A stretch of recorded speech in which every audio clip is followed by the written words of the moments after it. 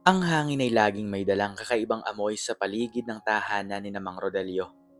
Amoy ng alikabok, amoy ng lumang papel, at isang malalim, nakakapangluha na amoy ng pagkadurog. Si Mang Rodelio ay isang basurero. Sa araw-araw, bitbit ang sako at kalaykay. Nilalakbay niya ang mga lansangan. Pinipilit makahanap ng anumang mareresiklo upang matustusan ang pangailangan ng kanyang pamilya. Hindi ito madali. Ang bawat sentimo ay pinagpapawisan, pinagsusumikapan, at kadalasan ay pinagtatawanan. Si Buboy, ang kaisa-isang anak ni Mang Rodelio, ang saksi sa lahat ng ito. Mula sa kanyang murang edad, nakita niya kung paano yumuko ang balikat ng kanyang ama sa ilalim ng bigat ng sako at ng mapanlibak na tingin ng mga kapitbahay. Nakita niya kung paano magpatuloy si Mang Rodelio kahit pa may mga bata na nagtatakip ng ilong habang dumadaan sila o mga matatanda na nagbubulungan ng kawawa naman, walang asenso. Ang mga salitang iyon ay hindi lang tumutukoy sa kanyang ama, tila ba isang sumpa rin yon sa kanilang buong angkan. Malagkit ang amoy ng kape sa umaga. Mas malagkit ang kirot sa puso ni Buboy tuwing umaalis ang kanyang ama. Bitbit ang buong pag-asa ng kanilang pamilya. Tungo sa isang mundong handang humamak sa kanya. Ang pangarap niya ay isa lang, ang ipagtanggol ang dangal ng kanyang tatay, Rodelio. Isang mainit na hapon habang naglalakad pa uwi si Mang Rodelio. Basa ang likod sa pawis at amoy ng kanyang trabaho. Nasa lubong niya ang grupo ng mga dati niyang kaibigan na unti-unting umaasenso na sa buhay. Naroon si Aling Marites, ang negosyante sa palengke. Si Mang Jojo, ang may-ari ng talyer.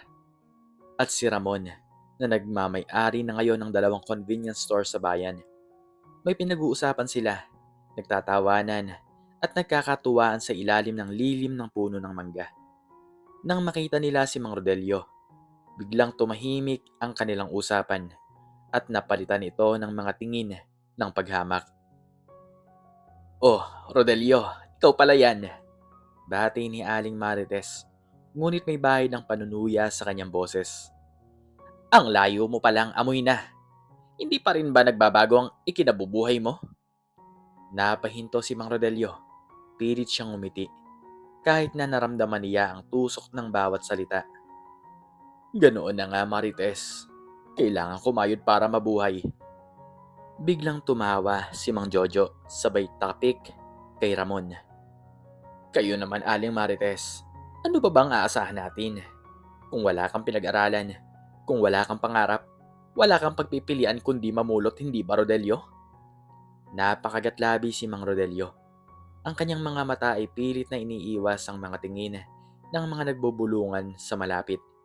Naroon si Buboy, nagtatago sa likod ng isang poste. Nanginginig ang katawan sa galit. Nakita niyang tila ba sumara ang mundo para sa kanyang ama. "Ang anak mo, si Buboy, hindi ka ba nahihiya sa magiging kinabukasan niya kung ganyan ang kinikita mo?" Dagdag ni Ramon. Ang boses ay puno ng paghamak. "Baka mamulot din siya ng basura gaya mo. Sayang naman, pinapaaral pa. Aba, itong anak ko, nagtapos na ng kolehiyo, may sariling sasakyan na." Ang mga salitang iyon ay parang mga matatalim na kutsilyo na sumaksak sa puso ni Buboy. Ang kanyang ama, na kahit kailan ay hindi nagreklamo, ay nakayuko. Ang mga kamay ay mahigpit na nakakapit sa sako. Wala siyang masabi. Ang mga mapanlibak na tawa ay umaalingaw sa kanyang tenga. Sa sandaling iyon, isang matinding pangako ang sumiklab sa kalooban ni Buboy. Hindi niya hahayaang mamulat ang kanyang ama sa ganitong kaapihan. Hindi niya hahayaang maging basurero din siya. Hindi na muling mamalitin ang pangalan nila. Kinabukasan, isang importanteng desisyon ang binitawan ni Buboy kay Mang Rodelio. "Tay, aalis po ako." Nagulat ang kanyang ama. "Aalis? Saan ka pupunta, anak?" "Magtatrabaho po ako sa ibang bansa. Mag-OOFW po ako. Kailangan nating umasenso, tay." Ayoko nang makita kayong ganyan. Tay, ayoko nang mamalitin kayo. Puno ng determinasyon ang boses ni Buboy. Huminga ng malalim si Mang Rodelio. Ang mga mata ay may bakas ng lungkot at pag-aalala. Pero anak, delikado ang buhay doon. Malayo ka sa amin. Kaya ko po, tay. Para po sa inyo. Para po sa atin. Kailangan po nating bumangon. Hindi po ako susuko. Sa pagalis ni Buboy, tila ba may bahagi ng kaluluwa ni Mang Rodelio ang sumama sa kanyang anak. Sa loob ng ilang taon, tinitiis ni Buboy ang hirap ng buhay sa ibang bansa. Tatrabaho siya bilang construction worker. Pagkatapos ay bilang janitor. At kung minsan ay naglalako pa ng pagkain sa gabi. Ang bawat sentimo ay pinipiga niya mula sa kanyang sarili. Hindi siya kumakain ng masarap. Hindi siya bumibili ng bagong damit. At halos hindi natutulog. Ang tanging nagpapalakas sa kanya ay ang mga larawan ng kanyang ama, ang mga sulat na binabasa niya paulit-ulit at ang alaala ng mga mapanlibak na tingin ng salita. Buboy, kumusta ka na anak? Ayos ka lang ba dyan? Huwag ka magpapagutom ha. Ang boses ni Mang Rodelio sa kabilang linya, laging may pag-aalala. Ayos lang po ako, tay. Malakas pa po ako at alam niyo po, tay, may natutunan po ako dito. Nakikita ko kung paano nila pinapamahalaan ang basura, kung paano ito ginagawang bagong bagay. Ang galing po, tay. Paliwanag ni Buboy. Ang kanyang boses ay puno ng paghanga. Nagtataka si Mang Rodelio. Ano? Basura? Bakit ka naman interesado sa basura, anak? Basura po kasi ang ikinabubuhay niyo, tay, pero hindi po yun basura lang. Pwedeng gawin itong ginto, tay. Pwedeng gawing magandang kinabukasan. Nagsimulang mag-aral si Buboy. Nag-enroll siya sa mga online course tungkol sa waste management at recycling. Sa gabi, pagkatapos ng mahabang araw ng trabaho, binabasahan niya ang mga libro. Pinag-aaralan ang mga sistema at nangangarap ng isang revolusyon sa industriya ng basura. Lumipas ang 10 taon. 10 taon ang pagtitiis, paghihirap, at walang humpay na pagtatrabaho. Sa panahong iyon, unti-unting napansin ni Mang Rodelio ang kakaibang mga proyekto ni Buboy. Hindi lang sa pera ang ipinapadala niya. May mga plano rin. Isang araw, tinawagan siya ni Buboy. Tay, uuwi na po ako. Permanente na po. Napayak si Mang Rodelio sa tuwa. Ngunit may nararamdaman siyang kakaiba. Hindi nagmamayabang si Buboy sa kanyang naipundar. Ang mga ipinadala niyang pera ay ginamit para sa maayos at para maisaayos ang kanilang bahay. Ngunit simple lang, tila ba may malaking lihim na itinatago ang kanyang anak. Dumating ang araw ng pagbabalik ni Buboy. Sa paliparan, sinalubong siya ni Mang Rodelio. Mas matipuno na si Buboy. Mas may otoridad ang tindig. Ngunit nanatili ang pagiging mapagkumbaba nito. Pagbalik nila sa kanilang probinsya, tila hindi pa rin nagbago ang tingin ng mga tao sa kanila. Ang mga dating nambastos kay Mang Rodelio ay nakita rin nila. Nakangiti. Ngunit sa likod ay may nararamdaman pa ring paghamak. Oh, Buboy! Ikaw pala yan! Bati ni Aling Marites nang makita nila si Buboy sa palengke. Umuwi ka na pala. Ano? Nagretiro ka na ba sa pagpuputol ng kahoy sa abroad? Napangiti si Buboy. Hindi po, Aling Marites. May mas malaki po akong plano. Ah, ganun ba? Sabat ni Mang Jojo. Sana naman. May naitulong ko sa tatay mo para hindi na siya mamulot ng basura. Dapat nga, ikaw nang mag-alaga sa kanya ngayon.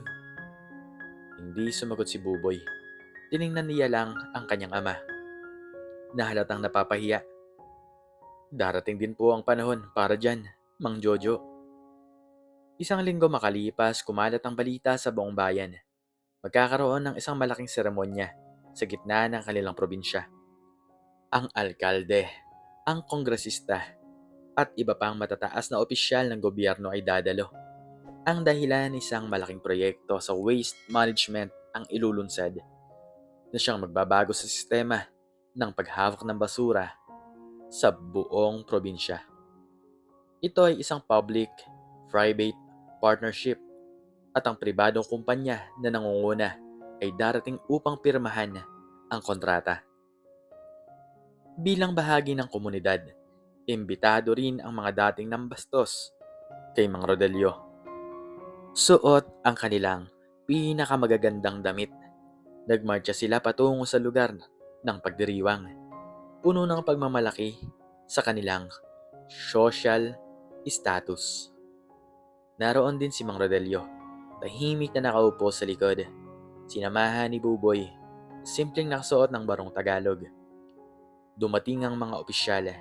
Nagbigay sila ng mga pahayag tungkol sa kahalagahan ng proyektong ito.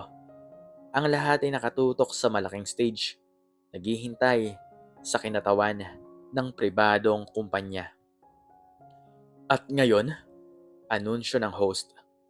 Malugod po nating tinatanggap ang CEO at founder ng Kinabukasan Renewable Solutions, ang kumpanya na mangunguna sa proyektong ito na magdadala ng pagbabago sa ating probinsya. Isang mainit na palakpakan po para kay Ginoong Buboy Reyes. Nagulantang ang buong venue. Si Aling Marites, Mang Jojo, at Ramon ay nanigas sa kanilang mga upuan. Unti-unti silang bumaling sa likod, kung saan nakita nila si Buboy na tumayo, nakangiti, at naglalakad patungo sa entablado. Ang kanyang ama ay nakatingin sa kanya. Ang mga mata ay puno ng luha ng pagmamalaki at paghanga. Nang makarating si Buboy sa entablado, kinuha niya ang mikropono. Kitang-kita ang pagkabigla sa mga muka ng mga matataas na opisyal, sapagkat kilala nila si Buboy bilang isang matagumpay na negosyante, hindi lang sa Pilipinas kundi maging sa ibang bansa. Hinding-hindi nila inakala na siya ang anak ng basurero na laging pinagtatawanan sa kanilang bayan. Magandang araw po sa inyong lahat. Pagsisimula ni Buboy, ang boss ay kalmado ngunit may bigat. Marami po siguro ang nagtataka kung bakit isang dating OFW at ang anak ng isang basurero ang nasa harapan niyo ngayong bilang isang CEO ng isang kumpanya tulad ng Kinabukasan Renewable Solution. Ang mga tingin ng tatlong nambastos ay nakabaon sa sahig. Namutla sila. Hindi sila makapagsalita. Ang kanilang mga muka ay tila kinuhanan ng kulay. Ang totoo po, patuloy ni Buboy. Ang inspirasyon sa likod ng kumpanyang ito ay ang aking ama, si Mang Rodelio. Binalingan niya ang kanyang ama sa likod at nagbigay ng isang malalim na ngiti. Dahil sa kanya, natutunan ko na ang basura ay hindi lang basura. Ito ay pwedeng maging oportunidad. Ito ay pwedeng maging isang ginto. At higit sa lahat, ito ay pwedeng maging simbolo ng pag-asa at pagbabago. Mula po sa pagkabata ko, nakita kong kung paano nilalait, pinagtatawanan at minamaliit ng aking ama dahil po sa kanyang marangal na trabaho. Ang amoy ng basurang dala niya sa pag-uwi ay hindi lang ang amoy ng kanyang pinaghirapan, kundi ang amoy din ng paghamak ng lipunan. Pero para po sa akin, hindi po kahiyahiya ang kanyang trabaho. Ang mas kahiyahiya ay ang pagtingin nating basura sa kapwa. Ang pagmamaliit sa halaga ng bawat isa, ano man ang kanilang trabaho. Ngayon po, patuloy ni Buboy, ang kanyang boses ay mas matatag. Ang Kinabukasan Renewable Solution ay hindi lang magbibigay ng solusyon sa problema natin sa basura. Ito po ay isang patunay na ang pagpupursige, ang paggalang sa bawat trabaho, at ang paninindigan sa dangal ay magdadala ng tunay na asenso. Ang kinabukasan po ay hindi nakasalalay sa kung ano ang hawak mo ngayon, kundi sa kung paano mo ito pinagyayaman at ginagawang makabuluhan. Ang basura po ay pwedeng maging yaman, at ang maliit na pinagmulan ay pwedeng maging simula ng isang malaking tagumpay. Nagtapos ang kanyang pahayag sa isang malakas na palakpakan. Ngunit sa likod si Aling Marites, Mang Jojo at Ramon ay nanatiling tahimik. Nanlamig ang kanilang mga pangangatawan. Ang kanilang mga ngiti ay naglaho, napalitan ng matinding hiya at pagsisisi.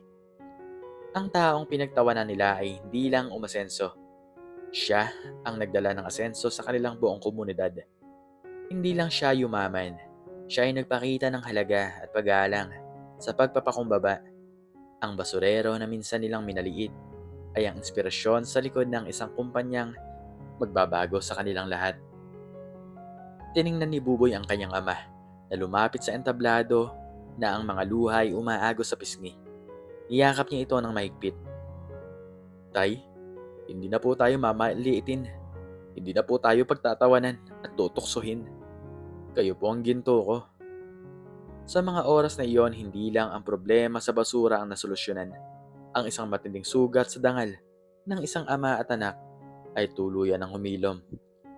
At ang mga pampanghusga ay nanlambot habang ang katotohanan ng tunay na yaman ay umalingaw-ngaw sa kanilang mga puso. Ikaw, anong natutunan mo sa maikling storyang ito? Makiki-comment naman sa baba kung ano man ang inyong natutunan. At hanggang dito na lamang po nagtatapos ang aking storya. At sana ay nagustuhan niyo ito. Please like, share, and subscribe. And click the notification bell para palagi po kayong updated sa mga bago ko pa pong istorya. Uli ay maraming salamat po. At God bless us all.